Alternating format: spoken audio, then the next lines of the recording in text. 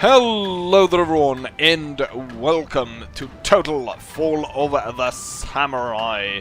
I've been laying siege to the capital of the Sacho Alliance, and they have decided during the winter months that they are gonna break the siege and force me back.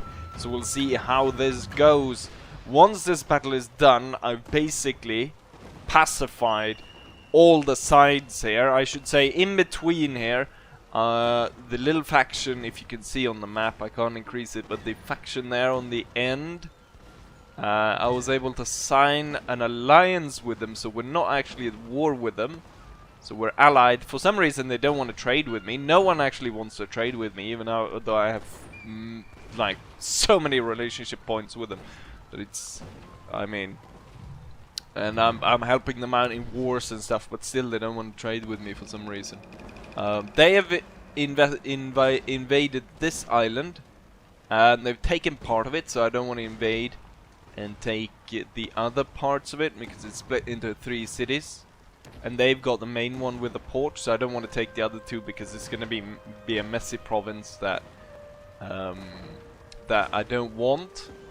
So they've got important stuff, but I want this island down here because I think it has a gold on it. So we want that one, and down here there's another small island that we need to take, and then there's 2 cities around here. So there's one over here, and then there's one somewhere over here that I need to take. But I think I'll be able to do that off camera, and what we'll do for this episode, we'll do this battle and possibly start attacking here in the north.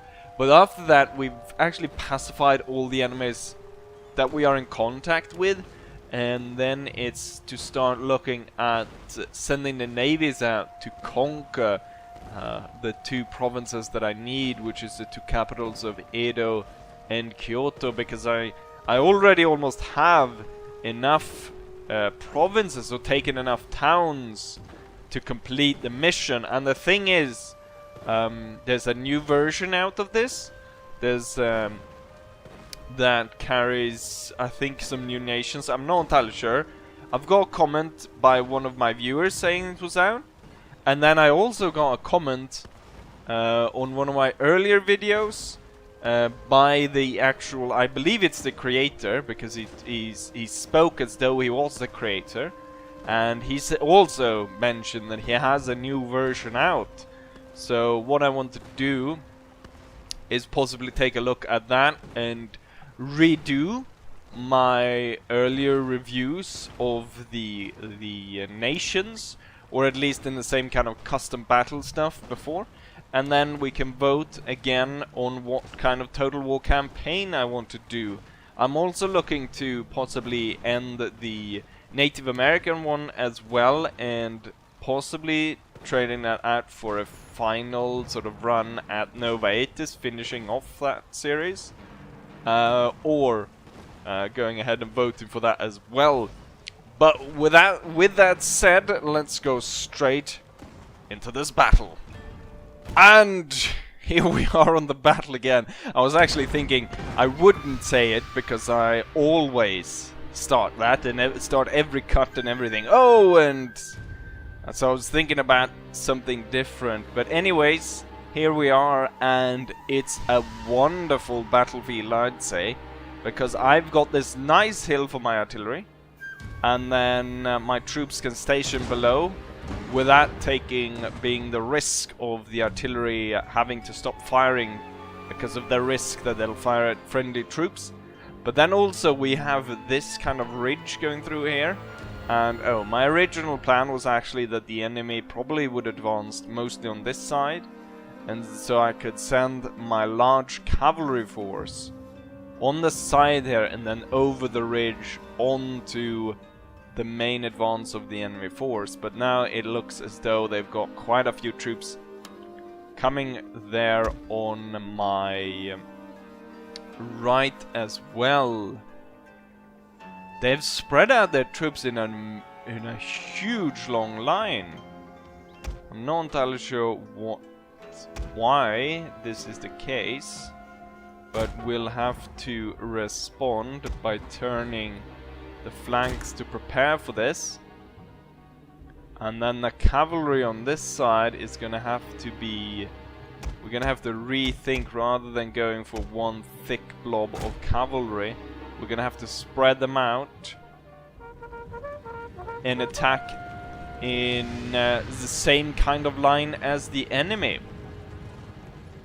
So I've got these British Dragoons and I've got these British Colonial Lancers ready to strike at the enemy. Okay, the enemy cavalry is attacking. Cavalry will advance at a trot, and at the same time it looks like the main battle line is coming into blows. Here we go. Get the charge underway. Hopefully we'll defeat the enemy cavalry pretty darn soon, so I can get these two to join in and help out on this side. And we're gonna get a focused naval barrage towards the center of the enemy attack. The thing is, there's a risk... Oh shit, that was really bloody concentrated. I didn't realize it would be that concentrated. Come on, break these guys already. Break the lancers. Because you really need to help out this unit. Okay, these two... Well, these three are done with their side. Maybe I can push through. Let's see how it goes in the main attack here. Oh, there comes the naval bombardment. And my troops are holding so far. There's a risk if you use too many naval bombardments that the game crashes. Let's see, this flank. The cavalry attacked here, but they were able to hold them off. I think we need to reinforce that side. Oh, the cavalry actually pushed through and went for my Highlanders. But now they're pulling back, and what I'm going to do is I'm going to push in the Highlanders to support, and then we're going to redraw these lines to come at a side like that. And then I'm going to get the general come behind here and support that side, and the cavalry on this side is all but done. We've got reinforcement infantry. It's turned up and needs to start going for that bloody battery. You know what? I'll send... Oh shit, I didn't see those guys in the snow there. But it looks like it's not veteran troops. Well, these Batassouai are pretty veteran, so they'll probably take a bit to take those guys down. But these guys look like it's some kind of militia, most likely, so they'll be done for pretty soon. And soon I will be able to field my own mortars. God damn it, those rockets. I want concentrated artillery barrage on that position with a shrapnel. And I want the cavalry now to charge for that mortar, which is blowing up the reinforcement infantry that's coming in. Let's see. Shrapnel shots focusing in on this side. One entire one of those shots went in, just hit that one guy.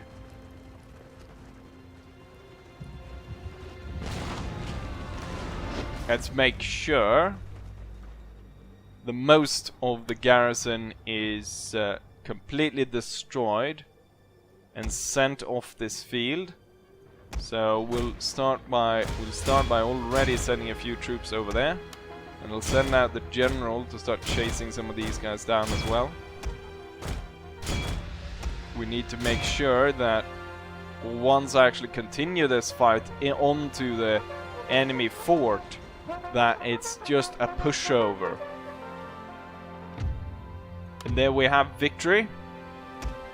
We're gonna follow the general here for a bit as he cuts down these troops. So once this is done, I think most of the rest of the sort of mop up of these enemy factions will be done off camera, and then what we'll do is we'll prepare for the more substantial attack once we actually launch our navies to go for the important centers in sort of on the main island of Honshu.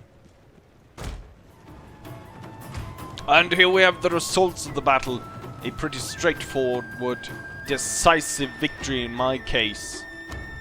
And in terms of the kills, we've got the dragoons and the lancers taking the taking most of the enemies down.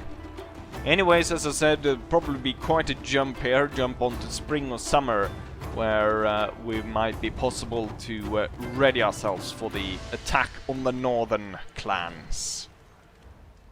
As an army defeated, snow hath retreated. Spring has arrived, and it's time for my spring offensive to the north.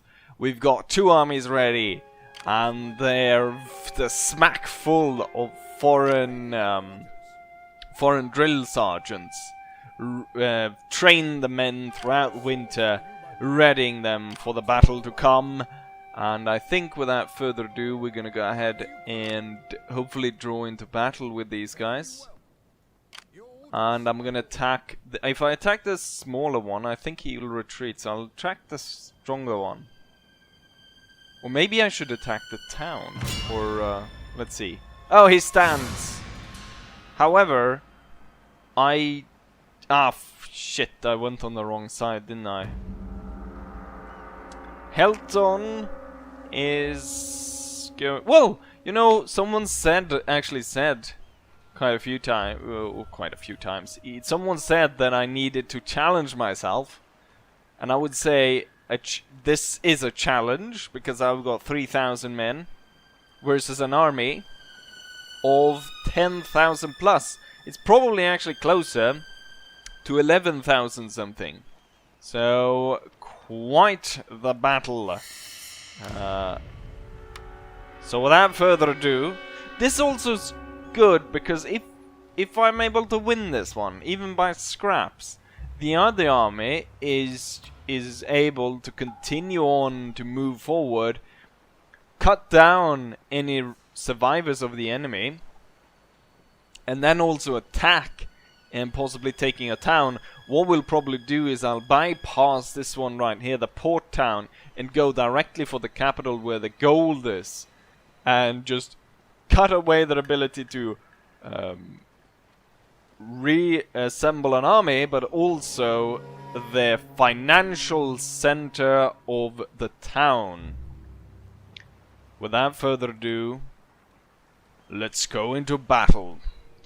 I guess we were close enough to the river crossing that the battle is actually going to take place there, rather strangely enough, but it will fit perfectly because I will draw the enemy onto 2 spots where I can control them more easily. Hopefully though, they'll all turn up on that side and they won't get reinforcement sort of on my side of the river. We'll see. We'll get the guns forward. And we'll get the infantry forwards.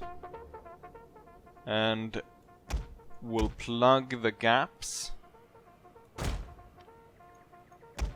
Oh shit, yeah, crap, they did turn up on this side. So this river crossing is not going to be viable. The general is needed on this side immediately. Shit, we got cavalry already. I need 2 squares to protect the troops as they fall back. I need my cannons to unlimber. We're gonna put 3 men in front. I'm gonna put 2 on the side, and then we're gonna have these 3 as reserves. Let's see what's going on this side. Colonial line infantry is preparing to receive a cavalry charge. The square is holding. This one is holding as well for now. But we'll see for how long. A rally and do heroic assault should hopefully make sure that the square holds. No, the square has fallen. And the troops are retreating. The second square, however, is holding. And I think we have afflicted... Ah, shit. The cavalry is totally and utterly destroying my men. So we've lost 2 units on this side. Most likely gonna have to fall back, gather more. Luckily for me, it looks like the enemy is concentrating their troop advancement, trying to cross the bridge. Your general is under attack. Just for safety measures, I'm gonna move these reserves over to the side. It looks as though, yeah, this unit is not gonna be able to fire from there. So what I'm gonna do is I'm gonna do like that, and hopefully this one will be able to fire across the river there. Back to this side. This square is now faltering, and the general is under attack. The general will inspire that square, make sure that it holds, but then he must retreat to save himself. The enemy is falling onto the square. That square is holding, but it needs to retreat pretty darn soon. And over here, it's a massacre for now. But I think we need to add some extra firepower to this side, so I'm gonna get a unit to station itself there. Trying to protect the cannons. We're gonna have one behind the cannons.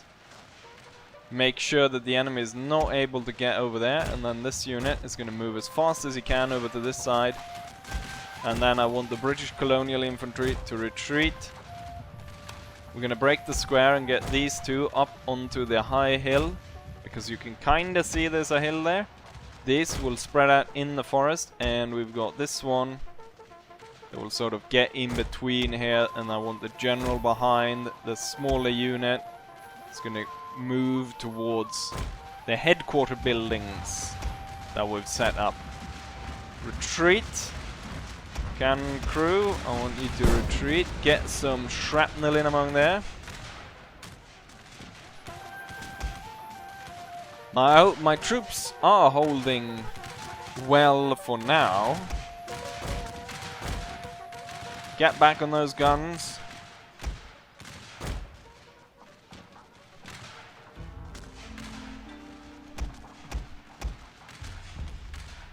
I want to see if I can quickly just redraw the line a bit. And you will fire by rank, because you're in such a tight spot, you won't be able to get down the full firepower otherwise. Okay, this is not going to work here, because we're going to get flanked. So eventually we're going to have to fall back on that side. The general is still needed on that side to support. And oh, it's a massive fight going on here. And there's more and more troops coming in from this side. And at the same time they're turning up over here. The Ronin on that side were defeated, and it looks like these guys are going to be defeated as well, giving me room to get the men to fall back into a better position to defend themselves. And with that, the general is going to move over here to support this side, because this side is at risk of falling apart. I'm going to move this unit forward, so it's only faces in among those cannons right there, and maybe I can get you to come a little bit closer, a little bit higher up there.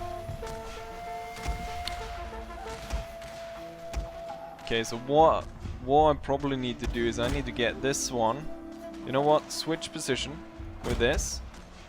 And then let's see if we can get you three to be stationed like that. Now the general is definitely needed over here, given that the enemy is charged in.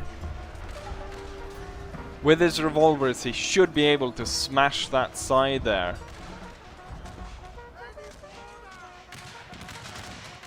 And then we're gonna use the Gambate, Heroic Assault, Rally, and then he's gonna inspire that unit that is melee fighting.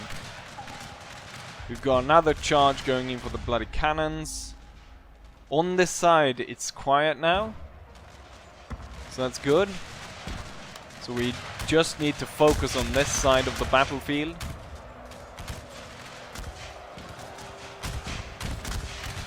This side is kind of getting overrun. They're just sending too many bodies on towards us. And just as I say that, it looks like there's a bit of a break within the enemy lines. You know, one thing that I probably... Yes, I knew, I forgot it. Toggle guard mode. That's probably why we've had such difficulty on holding the position, because they've broken the entire formation, and then we have... or the troops have elected to go into melee fighting rather than holding the formation and keep firing at the enemy. This unit is about to get destroyed, so he needs to retreat. And we need to prepare, because you can see there's basically a second wave of enemies coming at us. Can I get some shrapnel down upon the enemy? That would be nice. And then keep up the bloody fire upon the enemy. Pour down as much lead as bloody well possible.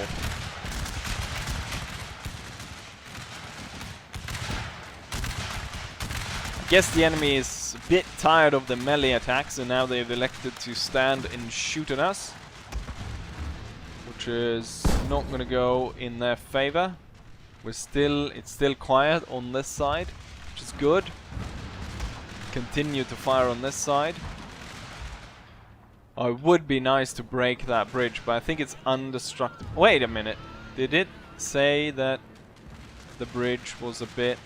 I think I just saw that the bridge was damaged to 72% or something like that. Let's see. 72%. Could I break the bridge? I want all the artillery to focus in on the bridge. Can I take control maybe? Let's see, which button is it? No, not K. Which button is it? I can't remember. No? Which one is it? God damn it. I want the cannons all to aim. Oh, this cannon can do it.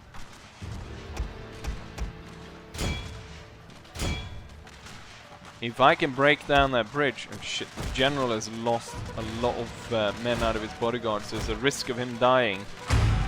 I'm gonna move him to safety behind there. Okay, so there's a renewed attack on this side. We've got a lot of Naganatos attacking against the Scotsmen. Hopefully they'll hold. And the Colonial Line Infantry. is pouring down fire upon the enemy as they move up. And back on this side we have broken the bridge. Unfortunately I wasn't there to see it. But the bridge is broken, which traps these troops on this side. Wonderful. And that means they can only come through here. We need the general on this side now. And what units can move? I'll guess everyone... And let's see... These units will move. And then we'll just move the smaller ones all the way up to the waterfront and see about firing upon the enemy. The cannons can focus in on that guy over there. There's a massive amount of casualties right here. Holy shit. We're holding on this side. Let's see, where's the general? Kinda need, I think they need the gunbutter ability to increase their rate of fire. And I'm gonna give them the order to fire suppressive fire, which will increase the rate in which they fire, and then increase it even more with gunbutter. And then I'm gonna inspire this unit, because that one is the one that's gonna face most of the enemies coming down there. So it's an amazing amount of fire being put down upon the enemy, to the point where I think most likely they're gonna go ahead and overheat their rifles. Prepare to receive cavalry! Come on, get those Martini Henrys going! Ah, he was broken before he even got close.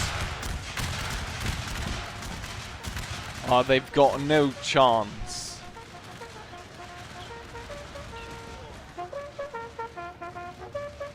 Oh, I think they're calling off their attack. I think they're more or less done for at this point. They've given up. And they are retreating. The enemy has been soundly destroyed in this battle.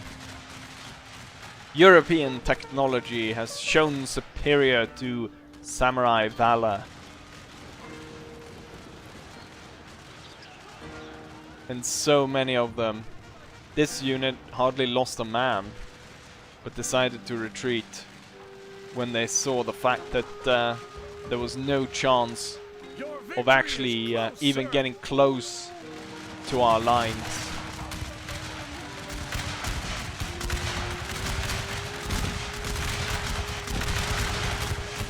I'd imagine it, I mean, there were quite a few guns, I believe, that overheated at Rorke's Drift, so we probably would have seen something similar happen in this battle as well. That the guns would simply overheat over the amount of bullets fired down upon the enemy. Look at the carnage here. But even worse is the carnage over at the bridge. Here they were able to actually contact us though. In contact with our lines. So quite a few of our men were killed here as well. But Jesus Christ. 11,000 men.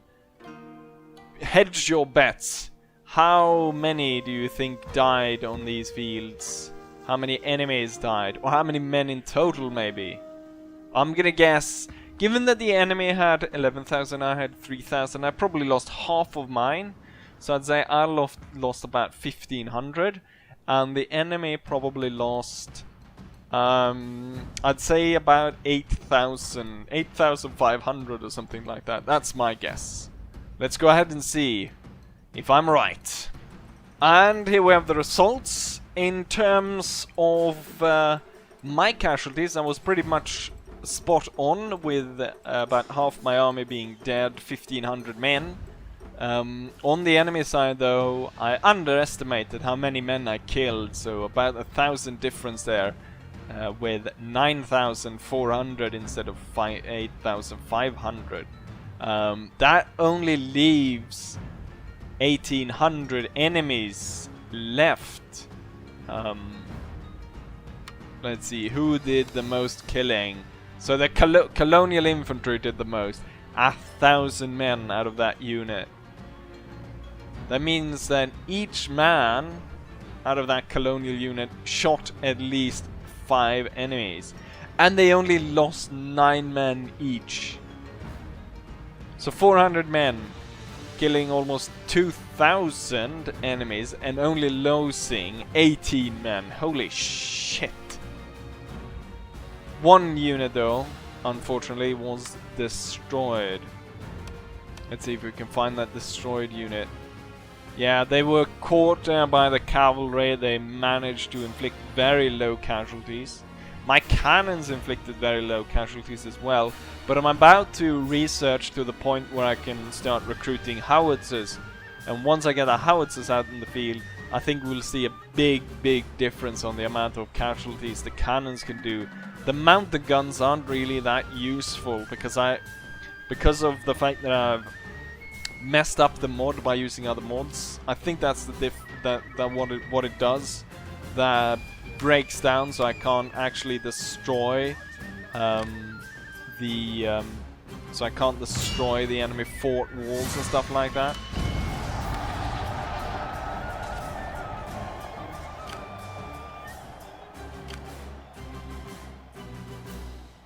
And let's see if we can get the last one as well. No. But we have completely decapitated the enemy's ability to wage war at this point. I'm gonna call you back. We might gonna need you here.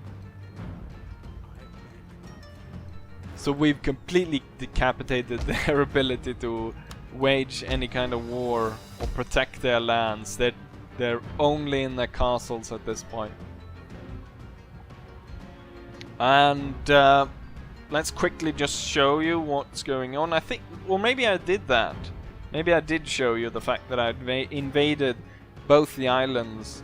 So at this point we managed to quickly take this, where the main force of the enemy was, and then march on here, take this without... I actually out-resolved this, which was a mistake, which cost me a lot of men and I think 3 or 4 units.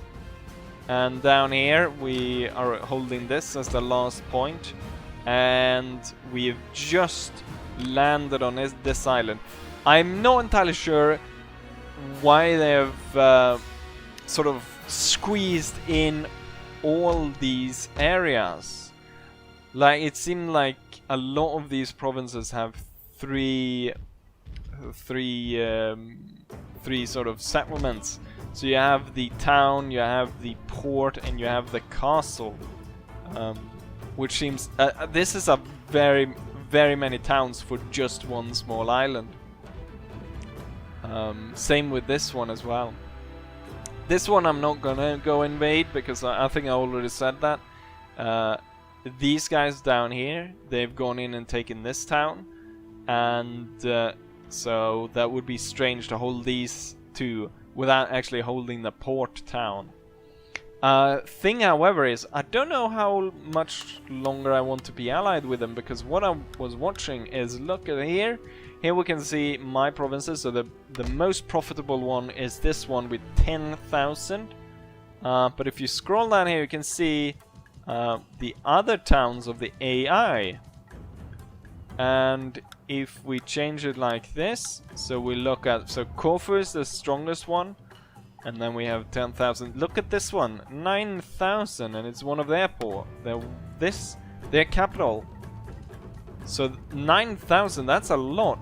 I have one with 10,000, but then the next one is 7, and then you can see it dropping rather drastically. So it looks like the average for my towns, I would say about 3,000. We have few here that's very bad, but they're recently conquered provinces. So okay, this one's not recently conquered. But a lot of these smaller ones don't make that much money. Well, that's gonna change. A bit surprised that my capital isn't doing any better in terms of cash. And this port town, which basically all my trade flows through. And even though they're actually laying siege to my port, I am still able to amass quite a bit of money. Looking at my export, I export for 13,000, and then taxes stand for 17,000. So pretty darn good. Anyways, this will be the end of this episode. So for the next one, I've hoped that I have crushed all the enemies that we see before me right now, and I will have reorganized the armies, new cannons, new troops, and I should be ready to launch my navies to the north. So, as I always say, I hope you guys enjoy this, and hopefully I'll see you guys for the next one. Bye!